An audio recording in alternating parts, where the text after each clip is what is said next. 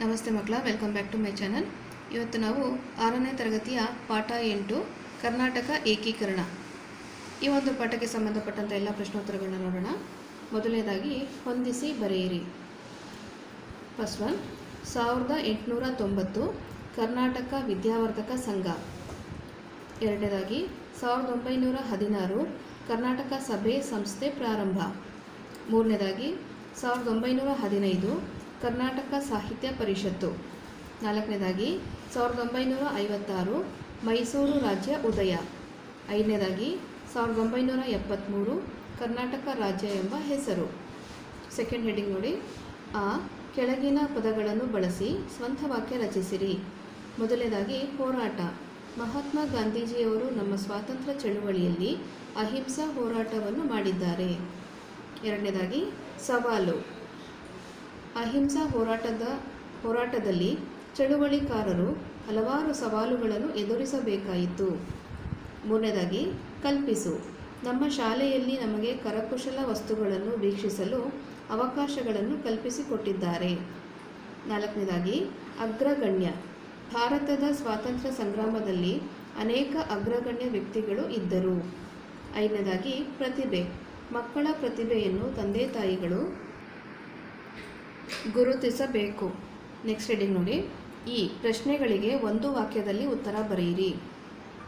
ಮೊದಲನೇದಾಗಿ ಪ್ರಶ್ನೆ 1, ರೇಡಿಯೋದಲ್ಲಿ ಯಾವ ನುಡಿ ಹರಿದು ಬಂತು? ಉತ್ತರ, ರೇಡಿಯೋದಲ್ಲಿ ಆಕಾಶವಾಣಿ ಇದೀಗ ಮಕ್ಕಳ ಕಾರ್ಯಕ್ರಮ ಕರ್ನಾಟಕ ಏಕೀಕರಣದಲ್ಲಿ ಭಾಗವಹಿಸಿದ ಹಿರಿಯರೊಬ್ಬರು ತಮ್ಮ ಅನುಭವಗಳನ್ನು ನಿಮ್ಮ ಮುಂದೆ ಪ್ರಸ್ತುತಪಡಿಸುತ್ತಾರೆ. ಆಲಿಸಿರಿ ಎಂಬ ನುಡಿ ಹರಿದು ಬಂತು. ಪ್ರಶ್ನೆ 2, ಬ್ರಿಟಿಷರ ಆಡಳಿತದಲ್ಲಿ ಕನ್ನಡಿಗರು ಒಟ್ಟಾಗಿರಲು ಅವಕಾಶವೇ ಇರಲಿಲ್ಲ. ಯಾಕೆ? ಉತ್ತರ, ಬ್ರಿಟಿಷರ ಆಡಳಿತದಲ್ಲಿ ಕನ್ನಡಿಗರು ಒಟ್ಟಾಗಿರಲು ಅವಕಾಶವೇ ಇರಲಿಲ್ಲ. ಯಾಕೆಂದರೆ ಕನ್ನಡ ಪ್ರದೇಶಗಳೆಲ್ಲ ಮುಂಬೈ, ಮದ್ರಾಸ್, ಕೊಡಗು ಮತ್ತು ಇತರ ಸಂಸ್ಥಾನಗಳಲ್ಲಿ ಹಂಚಿ ಹೋಗಿತ್ತು. ನಮ್ಮ ಕನ್ನಡಿಗರು ಪರಕೀಯರಂತೆ ಜೀವನ ನಡೆಸುವ ಅಸಹನೀಯ ಪರಿಸ್ಥಿತಿ ಎದುರಾಗಿತ್ತು. ಪ್ರಶ್ನೆ 3, ಕನ್ನಡದ ಪರವಾಗಿ ಹೋರಾಟ ಮಾಡಿದವರಲ್ಲಿ ಕೆಲವರ ಹೆಸರು ತಿಳಿಸಿರಿ. ಉತ್ತರ, ಕನ್ನಡದ ಪರವಾಗಿ ಹೋರಾಟ ಮಾಡಿದ ಮಹನೀಯರೆಂದರೆ ರಾ. ಹ. ದೇಶಪಾಂಡೆ, ರೋದ ಶ್ರೀನಿವಾಸರಾವ್, ಆಲೂರು ವೆಂಕಟರಾಯಪ್ಪ, ಡೆಪ್ಯೂಟಿ ಚನ್ನಬಸಪ್ಪ ಮುಂತಾದವರು. ಪ್ರಶ್ನೆ 4, ವಂಗಭಂಗ ಚಳುವಳಿಯನ್ನು ಯಾರು ನಡೆಸಿದರು? ಉತ್ತರ, ವಂಗಭಂಗ ಚಳುವಳಿಯನ್ನು ಬಂಗಾಳಿಯರು ನಡೆಸಿದರು. ಪ್ರಶ್ನೆ 5, ವಿದ್ಯಾವರ್ಧಕ ಸಂಘದ ಕೆಲಸವೇನಾಗಿತ್ತು? ಉತ್ತರ, ಕರ್ನಾಟಕದಲ್ಲಿ ಶಿಕ್ಷಣ ನೀಡುವುದು, ಕನ್ನಡದಲ್ಲಿ ಸ್ವಾತಂತ್ರ್ಯ ಕೃತಿಗಳ ರಚನೆ ಹಾಗೂ ವಾಗ್ಭೂಷಣ ಎಂಬ ಮಾಸಪತ್ರಿಕೆಯನ್ನು ಆರಂಭಿಸುವುದಲ್ಲದೆ ಕನ್ನಡಿಗರಿಗೆಲ್ಲ ಒಂದಾಗಲು ಪ್ರೇರಣೆ ನೀಡುವುದು ವಿದ್ಯಾವರ್ಧಕ ಸಂಘದ ಕೆಲಸವಾಗಿತ್ತು. ಪ್ರಶ್ನೆ 6, ನಮ್ಮ ರಾಜ್ಯಕ್ಕೆ ಕರ್ನಾಟಕ ಎಂಬ ಹೆಸರು ಯಾವಾಗ ಬಂದಿತು? ಉತ್ತರ, ನಮ್ಮ ರಾಜ್ಯಕ್ಕೆ ಕರ್ನಾಟಕ ಎಂಬ ಹೆಸರು ನವೆಂಬರ್ 1, 1973ರಲ್ಲಿ ಬಂದಿತು. ನೆಕ್ಸ್ಟ್ ಹೆಡಿಂಗ್ ನೋಡಿ ಮಕ್ಕಳ. ಕೆಳಗಿನ ಪ್ರಶ್ನೆಗಳಿಗೆ 2-3 ವಾಕ್ಯಗಳಲ್ಲಿ ಉತ್ತರಿಸಿರಿ. ಪ್ರಶ್ನೆ 1, ಕನ್ನಡ ನಾಡು ಏಕೀಕರಣಗೊಳ್ಳಲು ಕನ್ನಡಿಗರಿಗೆ ಪ್ರೇರಣೆಯಾದ ಘಟನೆ ಯಾವುದು? ಉತ್ತರ, ಬ್ರಿಟಿಷರು ಒಡೆದು ಆಳುವ ನೀತಿಯಿಂದಾಗಿ 1905ರ ಆಗಸ್ಟ್ 16ರಂದು ಬ್ರಿಟಿಷ್ ಸರ್ಕಾರ ಬಂಗಾಳ ರಾಜ್ಯ ವಿಭಜನೆಗೆ ಮುಂದಾಯಿತು. ಇದನ್ನು ಪ್ರತಿಭಟಿಸಿದ ಬಂಗಾಳಿಯರು ವಂಗಭಂಗ ಎನ್ನುವ ಬೃಹತ್ತಾದ ಚಳುವಳಿಯನ್ನು ನಡೆಸಿದರು. ಇದಕ್ಕೆ ಮಣಿದ ಸರ್ಕಾರ ಪುನಃ ಬಂಗಾಳವನ್ನು ಒಂದುಗೂಡಿಸಿತು. ಈ ಘಟನೆಯು ಕನ್ನಡಿಗರಿಗೆ ಪ್ರೇರಣೆ ನೀಡಿತು. ಪ್ರಶ್ನೆ 2, ಕನ್ನಡ ಸಾಹಿತ್ಯ ಪರಿಷತ್ತು ಕರ್ನಾಟಕ ಏಕೀಕರಣದ ಬೇಡಿಕೆಗೆ ವೇದಿಕೆ ಕಲ್ಪಿಸಿದ್ದು ಹೇಗೆ? ಉತ್ತರ, ಕರ್ನಾಟಕ ಸಾಹಿತ್ಯ ಪರಿಷತ್ತು ಕರ್ನಾಟಕ ಏಕೀಕರಣದ ಬೇಡಿಕೆಗೆ ವೇದಿಕೆ ಕಲ್ಪಿಸಿದ್ದು ಈ ರೀತಿ ಇತ್ತು. ಕನ್ನಡ ನಾಡು ನುಡಿಯ ಬೆಳವಣಿಗೆ, ಸಂರಕ್ಷಣೆ ಮತ್ತು ಧ್ಯೇಯೋದ್ದೇಶವಾಯಿತು.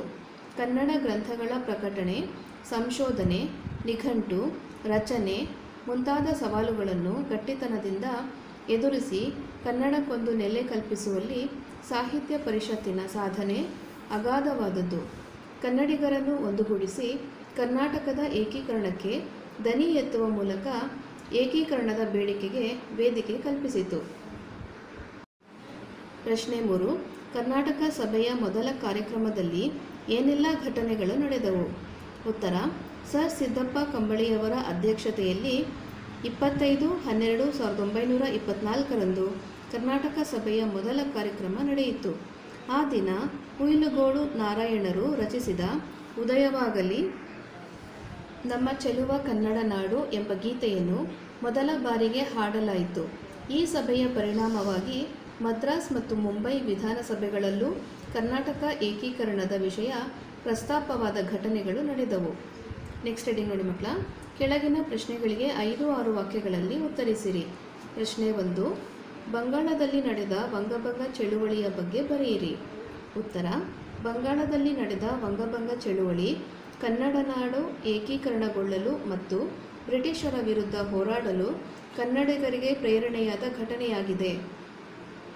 ಬ್ರಿಟಿಷರದ್ದು ಒಡೆದು ಆಳುವ ನೀತಿ. ಅದರಂತೆಯೇ 1905ರ ಆಗಸ್ಟ್ 16ರಂದು ಬ್ರಿಟಿಷ್ ಸರ್ಕಾರ ಬಂಗಾಳ ರಾಜ್ಯ ವಿಭಜನೆಗೆ ಮುಂದಾಯಿತು. ಇದನ್ನು ಪ್ರತಿಭಟಿಸಿದ ಬಂಗಾಳಿಯರು ವಂಗಭಂಗ ಎನ್ನುವ ಬೃಹತ್ತಾದ ಚಳುವಳಿಯನ್ನು ನಡೆಸಿದರು. ಇದಕ್ಕೆ ಮಣಿದು ಸರ್ಕಾರ 1911ರಲ್ಲಿ ಪುನಃ ಬಂಗಾಳವನ್ನು ಒಂದು ಮಾಡಿತು. ಈ ಘಟನೆಯಿಂದ ಪ್ರೇರಿತರಾಗಿ ಕನ್ನಡದ ಕಟ್ಟಾಳುಗಳು ಕನ್ನಡಿಗರನ್ನು ಒಂದು ಮಾಡುವ ಹೋರಾಟವನ್ನು ಪ್ರಾರಂಭಿಸಿದರು. ನೆಕ್ಸ್ಟ್ ಹೆಡಿಂಗ್ ನೋಡಿ ಮಕ್ಕಳ. ಕೆಳಗಿನ ಪರಿಚ್ಛೇದವನ್ನು ಓದಿ ಪ್ರಶ್ನೆಗಳಿಗೆ ಉತ್ತರಿಸಿ.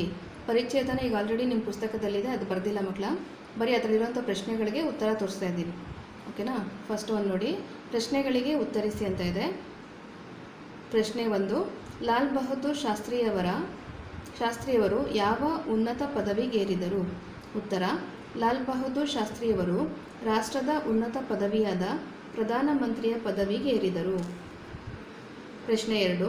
ಇವರು ಎಲ್ಲಿ ಯಾವಾಗ ಜನಿಸಿದರು? ಇವರು ಅಂದರೆ ಲಾಲ್ ಬಹದ್ದೂರ್ ಶಾಸ್ತ್ರಿಯವರು ಅಕ್ಟೋಬರ್ 2, 1904ರಲ್ಲಿ ವಾರಣಾಸಿ ಹತ್ತಿರದ ಮೊಘಲ್ ಸರಾಯಿಯಲ್ಲಿ ಜನಿಸಿದರು. ಪ್ರಶ್ನೆ 3. ತಂದೆ ತೀರಿಕೊಂಡ ಬಳಿಕ ಶಾಸ್ತ್ರಿಯವರು ಹೇಗೆ ಬೆಳೆದರು? ಉತ್ತರ. ತಂದೆ ತೀರಿಕೊಂಡ ಬಳಿಕ ಶಾಸ್ತ್ರಿಯವರು ತಾಯಿಯ ಹಾರೈಕೆಯಲ್ಲಿ ಅಜ್ಜನ ಮನೆಯಲ್ಲಿ ಬೆಳೆದರು. ಮುಂದಿನ ಪ್ರಶ್ನೆ ನೋಡಿ. ಅಕ್ಟೋಬರ್ 2 ಇಬ್ಬರು ಮಹಾನ್ ವ್ಯಕ್ತಿಗಳ ಜನ್ಮದಿನ. ಅವರ ಹೆಸರೇನು? ಉತ್ತರ. ಅಕ್ಟೋಬರ್ 2 ಮಹಾತ್ಮ ಗಾಂಧೀಜಿ ಹಾಗೂ ಲಾಲ್ ಬಹದ್ದೂರ್ ಶಾಸ್ತ್ರಿ ಈ ಇಬ್ಬರು ಮಹಾನ್ ವ್ಯಕ್ತಿಗಳ ಜನ್ಮದಿನ. ಮುಂದಿನ ಪ್ರಶ್ನೆ. ದೋಣಿ ದಾಟಿಸುವವನಿಗೆ ಕೊಡಲು ಹಣವಿಲ್ಲದಾಗ ಶಾಸ್ತ್ರಿ ಏನು ಮಾಡಿದರು? ಉತ್ತರ. ದೋಣಿ ದಾಟಿಸುವವನಿಗೆ ಕೊಡಲು ಹಣವಿಲ್ಲದಾಗ ಶಾಸ್ತ್ರಿಯವರು ಗಂಗಾ ನದಿಯಲ್ಲಿ ಧುಮುಕಿ ಈಜಿ ಮನೆ ಸೇರಿದರು. ನೆಕ್ಸ್ಟ್ ಹೆಡಿಂಗ್ ನೋಡಿ. ದೂರದರ್ಶನ ವೀಕ್ಷಣೆಯ ಸಾಧಕ ಬಾಧಕಗಳ ಬಗ್ಗೆ ಒಂದು ಚಿಕ್ಕ ಪ್ರಬಂಧ ಬರೆಯಿರಿ. ಮೊದಲನೇದಾಗಿ ಪೀಠಿಕೆಯಿಂದ ಸ್ಟಾರ್ಟ್ ಮಾಡಬೇಕು ಮಕ್ಕಳ. ದೂರದರ್ಶನ ಒಂದು ದೃಶ್ಯ ಹಾಗೂ ಶ್ರವ್ಯ ಸಾಧನ. ಚಿಕ್ಕ ಮಕ್ಕಳಿಂದ ವಯೋವೃದ್ಧರವರೆಗೂ ದೂರದರ್ಶನವನ್ನು ವೀಕ್ಷಿಸುತ್ತಾರೆ. ವಿಶೇಷ ಸಮಾಚಾರಗಳಿಗಾಗಿ, ಮನರಂಜನೆಗಾಗಿ, ಸಾಂಸ್ಕೃತಿಕ ಕಾರ್ಯಕ್ರಮಕ್ಕಾಗಿ, ಸಿನಿಮಾ, ಕ್ರೀಡೆ, ಮಕ್ಕಳ ಕಾರ್ಟೂನ್ಗಳಿಗಾಗಿ ದೂರದರ್ಶನವನ್ನು ಎಲ್ಲರೂ ವೀಕ್ಷಿಸುವರು. ವಿವರಣೆ ನೋಡಿ. ದೂರದರ್ಶನದಿಂದ ಸಾಧಕಗಳು ಇದೆ, ಬಾಧಕಗಳು ಇವೆ. ದೂರದರ್ಶನ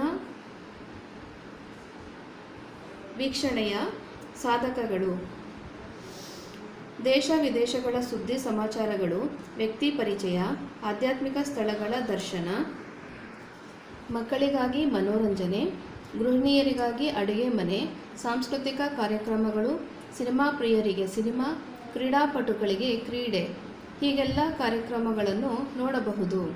ದೂರದರ್ಶನ ವೀಕ್ಷಣೆಯ ಬಾಧಕಗಳು: ಮಕ್ಕಳು ದೂರದರ್ಶನ ವೀಕ್ಷಣೆ ಮಾಡುವುದರಲ್ಲಿ ಹೆಚ್ಚಿನ ಸಮಯವನ್ನು ಕಳೆಯುತ್ತಿದ್ದು ವ್ಯಾಸಂಗದ ಕಡೆಗೆ ಕಡಿಮೆ ಹರಿಸುತ್ತಿದ್ದಾರೆ. ಕೆಲವೊಂದು ಉತ್ತೇಜಿತ ಕಾರ್ಯಕ್ರಮಗಳಿಂದ ತಪ್ಪು ದಾರಿ ಹಿಡಿದು ಕಳ್ಳರು, ಡಾಕು, ದರೋಡೆಕೋರರು ಆಗುತ್ತಿದ್ದಾರೆ. ಗೃಹಿಣಿಯರು ದೂರದರ್ಶನ ವೀಕ್ಷಣೆಗೆ ತಮ್ಮ ಸಮಯವನ್ನು ಹೆಚ್ಚಾಗಿ ಸೀಮಿತಗೊಳಿಸುತ್ತಿದ್ದಾರೆ. ವಾಹಿನಿಗಳ ನೇರ, ದಿಟ್ಟ ಹಾಗೂ ನಿರಂತರ ಸುದ್ದಿ ಸಮಾಚಾರಗಳಿಂದಾಗಿ ಒಳಗೊಳಗೆ ಆಂತರಿಕ ದ್ವೇಷಗಳು ಕೂಡ ಬೆಳೆಯುತ್ತದೆ. ಹೀಗಾಗಿ ದೂರದರ್ಶನ ವೀಕ್ಷಣೆಯ ಬಾಧಕಗಳ ಬಗ್ಗೆಯೂ ಗಮನ ಹರಿಸಬೇಕಾಗಿದೆ. ಉಪಸಂಹಾರ ನೋಡಿ. ದೂರದರ್ಶನ ನಮ್ಮ ಮನೋರಂಜನೆ, ಜ್ಞಾನಾರ್ಜನೆಯಾಗಿದೆ. ಅದನ್ನು ಸೀಮಿತ ಅವಧಿಯಲ್ಲಿ ಉಪಯೋಗಿಸಿಕೊಳ್ಳುವುದರಿಂದ ಬಾಧಕಗಳಿಂದ ನಾವು ಮುಕ್ತರಾಗಿ ಅದರ ಸದುಪಯೋಗವನ್ನು ಮಾಡಿಕೊಳ್ಳಬೇಕಾಗಿದೆ.